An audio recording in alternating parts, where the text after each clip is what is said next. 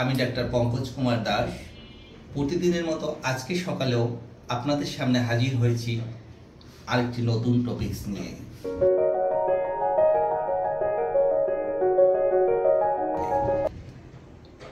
আশা করি আপনারা সকলে ভালো আছেন, সুস্থ আছেন। আমার আজকের আলোচ্য বিষয় হলো ডায়রিয়া, রোটা ভাইরাস ডায়রিয়া, যেটা শীতকালে অনেক বেশি হয়ে থাকে। আমরা ইদানিং অনেক বেশি রোগী এখন পেয়ে থাকি রোটা ভাইরাস ডায়রিয়া। তো প্রথমে আমরা জানবো যে এটা কি, আসলে এই রোটা ভাইরাস ডায়রিয়া কি। এটা এক ধরনের ডায়রিয়া, অন্য ডায়রিয়ার মতো এটাও এক ধরনের ডায়রিয়া। এবং এই ডায়রিয়ায় যেটা হয়ে থাকে বাচ্চাদের বেলায় বেশি হয়ে থাকে এবং রোটা ভাইরাস দ্বারা বাচ্চারা আক্রান্ত হয়ে থাকে। রোটা ভাইরাস ডায়রিয়া সাধারণত আন্ডার 5 চিলড্রেন, যাদের বয়স 5 বছরের নিচে, তারা বেশি আক্রান্ত হয়ে থাকে। যদি রোটা ভাইরাস ডায়রিয়ায় আক্রান্ত হয় তাহলে এটার স্থায়িত্ব একটু বেশি হয়, এটা মারাত্মক আকার ধারণ করে। সাধারণত 2 থেকে 7 দিন পর্যন্ত 3 থেকে 7 দিন পর্যন্ত এই ডায়রিয়া থাকতে পারে। সেক্ষেত্রে আমাদের এই রোটা ভাইরাস ডায়রিয়া যদি আমাদের শিশু আক্রান্ত হয় তাহলে অবশ্যই দ্রুত চিকিৎসা করা প্রয়োজন, না হলে বিভিন্ন কমপ্লিকেশন ডেভেলপ করতে পারে। কিভাবে হয় আসলে এই ডায়রিয়াটা হয় কিভাবে ছড়ায়, এটা ছড়ায় কিভাবে? যদি রোটা ভাইরাসে জীবাণু দ্বারা সংক্রমিত কোনো খাবার অথবা পানি বাচ্চাকে খাওয়ানো হয় তাহলে সাধারণত এই রোগ ওই বাচ্চার ভিতরে ছড়িয়ে পড়ে। হয়তো ধরে নেওয়া যায় যে কোনো বাচ্চা কোনো পরিবারে আক্রান্ত হয়েছে এবং তার যে মল সেটা কোনো ক্রমে পানিকে সংক্রমিত করেছে অথবা কোনো খাবারকে সংক্রমিত করেছে এবং সেই খাবারে একটা সুস্থ বাচ্চাকে খাওয়ানো হয়েছে, তাহলে সেই সুস্থ বাচ্চা এই রোগে আক্রান্ত হতে পারে। এটা হলে কি হয়, উপসর্গটা কি? উপসর্গ যেহেতু ডায়রিয়া, পাতলা পায়খানা হয়, প্রফিউজ মানে অনেক বমি হয়, জ্বর হয়, বাচ্চা লেথার্জিক হয়ে যায়, অ্যাবনর্মালি স্লিপিং, বাচ্চা দেখা যায় স্বাভাবিকভাবে যেভাবে ঘুমায় সেরকম না, ঘুমাচ্ছে, অনেক বেশি ঘুমাচ্ছে, অ্যাবনর্মালি স্লিপিং, বাচ্চা খুবই দুর্বল হয়ে যায়, বাচ্চার পেট ফুলে যেতে পারে। এগুলি কমপ্লিকেশন সাধারণত দেখা দিয়ে থাকে।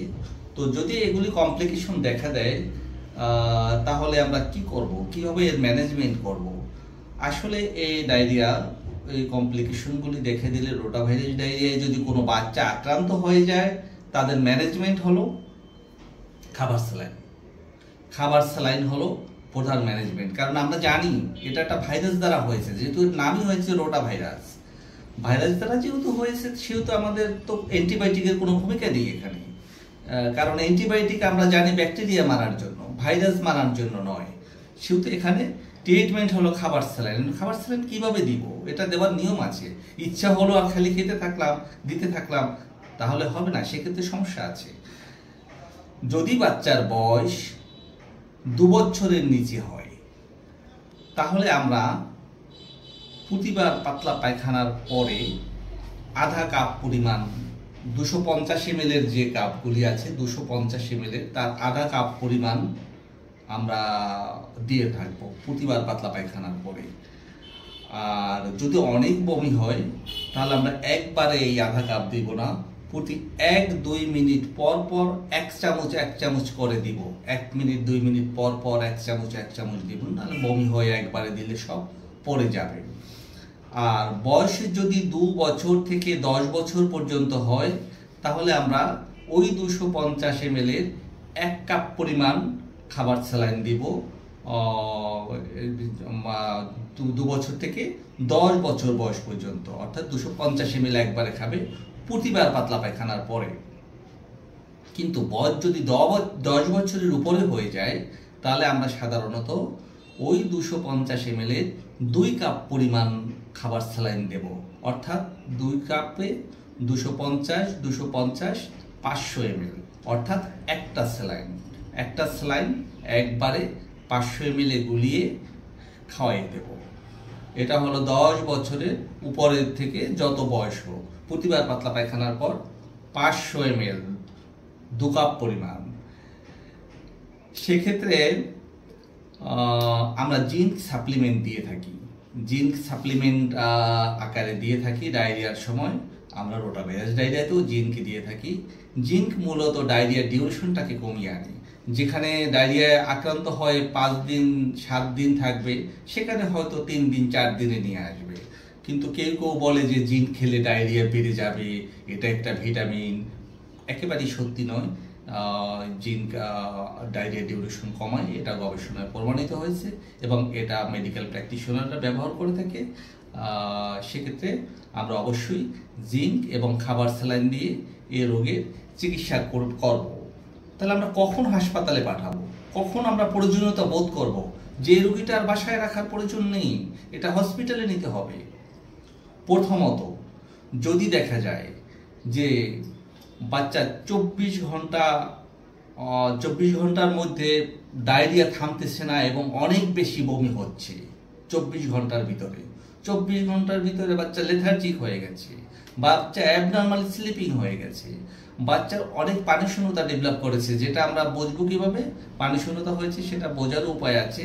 পানি শূন্যতা হয়েছে সেটা বোঝার উপায় হলো, আমরা যদি সাধারণ একটা সুস্থ মানুষের চামড়া চেপে ধরি এবং তারপর ছেড়ে দেই, তাহলে এইটা খুব দ্রুত সরে যায়। কিন্তু একজন ডিহাইড্রেশন বা পানি শূন্যতার মানুষের চামড়া টেনে ছেড়ে দিলে এটা খুব স্লোলি যায়, খুব স্লোলি আস্তে আস্তে যায়। অর্থাৎ পানি শূন্যতা হয়েছে এটা একটা বোঝার উপর হলো, চামড়া ছেড়ে দিলে স্লোলি যাবে। বাচ্চা কান্না করলে পানি পড়বে না, চোখ দিয়ে পানি পড়বে না। বাচ্চা কান্না করলে চোখ দিয়ে পানি পড়বে না, মুখ শুকিয়ে আসবে। বাচ্চার ইউরিন আউটপুট কমে যাবে, হয়তো অলিগুরিয়া হবে অথবা অ্যানিউরিয়া হবে, অর্থাৎ প্রস্রাব একেবারে বন্ধ হয়ে যেতে পারে অথবা অল্প প্রস্রাব থাকতে পারে। এই সিমটমগুলি যদি দেখা যায় তাহলে কোনো ক্রমেই এই বাচ্চাকে ঘরে রাখা যাবে না, দ্রুত হসপিটালে পাঠাতে হবে, দ্রুত হসপিটালে পাঠাবার ব্যবস্থা করতে হবে। এবং হসপিটালে নেবার পরে আমরা যারা ডাক্তার আছি, সাধারণত ডাক্তাররা যেটা করে থাকে তাকে আইভি ফ্লুইড দেয়, এবং আইভি ফ্লুইড দেওয়ারও হিসাব নিকাশ আছে। যেভাবে খাবার স্যালাইন আমরা হিসাব নিকাশ বলেছি, আইভি ফ্লুইড দেওয়ারও হিসাব নিকাশ আছে। সেটা ডাক্তাররা হিসাব নিকাশ করে তাকে আইভি ফ্লুইড দেবে, শিরায় স্যালাইন দিবে। আইভি ফ্লুইড মানে স্যালাইন দিবে। এখন প্রিভেনশন কি, এটা প্রতিরোধ করবো কিভাবে? রোটাভাইরাস ডায়রিয়া আক্রান্ত হতে পারে না, প্রিভেনশন মানে কিভাবে, কি করলে এটা হবে না? সাধারণত আমরা পরিষ্কার পরিচ্ছন্ন রাখবো, আমরা কোনো ধরনের অপরিষ্কার পানি খাওয়াবো না, ফুটানো পানি খাওয়াবার চেষ্টা করব। খাবারটা নিশ্চয়ই পরিষ্কার পরিচ্ছন্ন থাকবে। যারা সংক্রমিত হয়েছে তাদের সান্নিধ্যে কম যাবে, এবং এটা নখ কেটে রাখতে হবে। বাচ্চার প্রতি অতি যত্নশীল হতে হবে, যাতে তারা এটা সেটা মুখে না দেয়, এটা খেয়াল রাখতে হবে। তাহলে আমরা এই রোগ প্রতিরোধ করতে পারবো। এছাড়া এই রোগের ভ্যাকসিনেশন আছে, টিকা আছে। আজকাল এই রোগ টিকা দিয়ে অনেকটাই প্রতিরোধ করা সম্ভব। 6 মাসের ভিতরে এই টিকা খাওয়াতে হয়। এই টিকাটা আবার মাংসে দেয় না, এটা খাওয়াতে হয়। রোটারিক্স নাম, এটা বাজারে পাওয়া যায়, আরও বিভিন্ন কোম্পানি থাকতে পারে। এটা 6 মাসের ভিতরে 2টো টিকা খাওয়াতে হয়, 1 মাসের গ্যাপ দিয়ে। এটা যদি খাওয়ানো হয় তাহলে রোটাভাইরাসের এই ডায়রিয়া থেকে রক্ষা পাওয়া যেতে পারে, অনেকটাই রক্ষা পাওয়া যেতে পারে। তা আমি আশা করব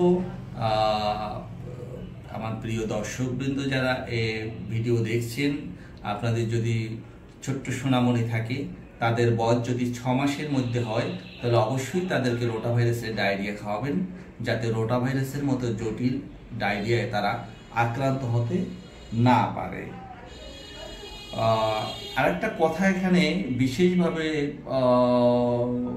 উল্লেখ্য, সেটা হলো অনেকেই যেটা করে যে ডায়রিয়া হলে খাবার একেবারে বন্ধ করে দেয়, যে আমার বাচ্চা আগে খিচুড়ি খাইতো, এখন আমি খিচুড়ি খাওয়াচ্ছি না। আমার বাচ্চা আগে সুজি খেত, খাচ্ছে না, আমি কিছুই খাওয়াচ্ছি না, কারণ খাওয়ালে আরো ডায়রিয়া বেড়ে যায়। কথাটা সঠিক নয়। সব ধরনের খাবার আপনি আগে যা খেত তা অবশ্যই খাবে, অ্যাজ ইউজুয়াল খাবার, সব খাবার খেতে পারবে।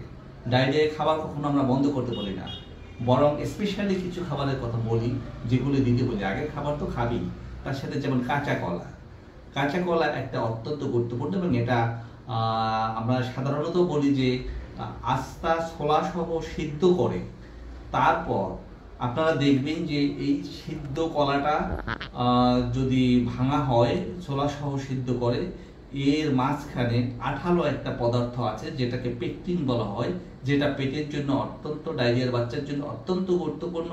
এবং এই সিদ্ধ করা কলাটা যদি আপনি একটা পেস্টের মতো তৈরি করে খাবারের সাথে মিশিয়ে বাচ্চাকে খাওয়াতে পারেন, ডায়রিয়ার জন্য অত্যন্ত গুরুত্বপূর্ণ ভূমিকা পালন করতে পারে।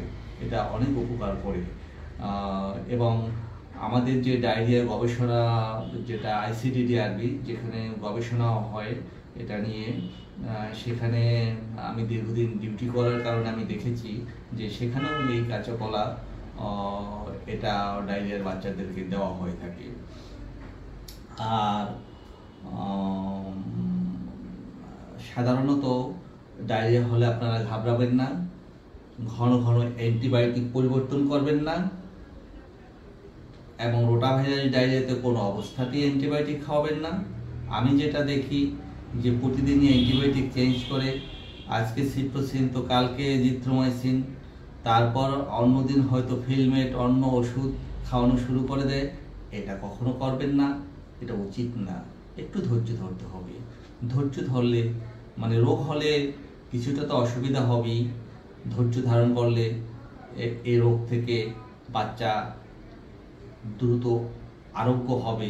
যদি আমরা উপরের উল্লেখিত যে আমরা নিয়মগুলি বললাম সেগুলি সঠিকভাবে পালন করি, তাকে খাবার স্যালাইন খাওয়াই, ঠিকমতো খাবার খাওয়াই, তাহলে অবশ্যই আরোগ্য লাভ করবে। আপনাদের সকলকে অনেক অনেক ধন্যবাদ।